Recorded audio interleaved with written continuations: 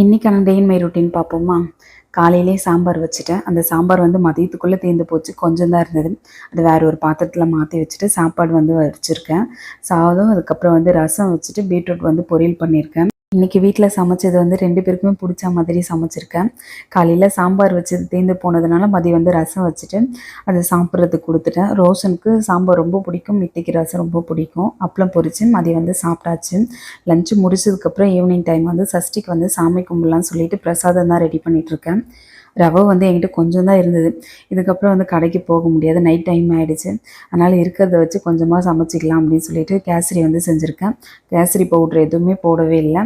நார்மலாக வந்து ஒயிட்டில் இருக்கும் பார்த்திங்களா, நம்ம நேச்சுரலான கலர்லேயே தான் வந்து ரெடி பண்ணியிருந்தேன். இந்த வருஷமே முடிய போது கடைசி சஷ்டி.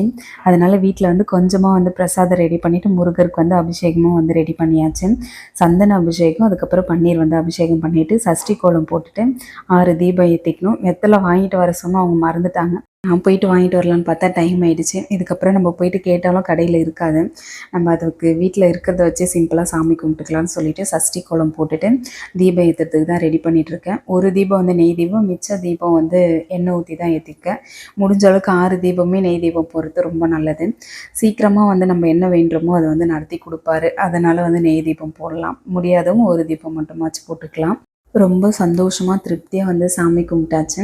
நம்ம முடிஞ்ச அளவுக்கு கோவிலுக்கு போக முடியலன்னா கூட வாரத்தில் ஒரு டைம் கோவிலுக்கு போகிறது ரொம்ப நல்லது. அப்படி முடியலனா கூட நம்ம சந்தோஷமாக திருப்தியாக வீட்டில் வந்து பூஜை பண்ணிவிட்டு நம்மளுக்கு பிடிச்ச மாதிரி சாமி கும்பிட்டாலுமே நல்லாயிருக்கும்.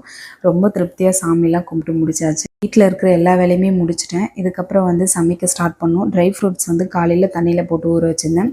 மணி ஒரு 7 மணி இருக்கும். இப்போ வந்து அவங்களுக்கு வந்து ஸ்மூத்தி ரெடி பண்ணி கொடுத்துடலான்னு சொல்லிட்டு ரெடி பண்ணிகிட்ருக்கேன். அவங்க 2 பேரும் குடிச்சிட்டாங்கன்னா அதுக்கப்புறம் போய் சமைக்க ஸ்டார்ட் பண்ணிவிடுவேன். என்னோடய விலாக் உங்களுக்கு பிடிச்சிருந்தா சப்ஸ்கிரைப் பண்ணி சப்போர்ட் பண்ணுங்கள்.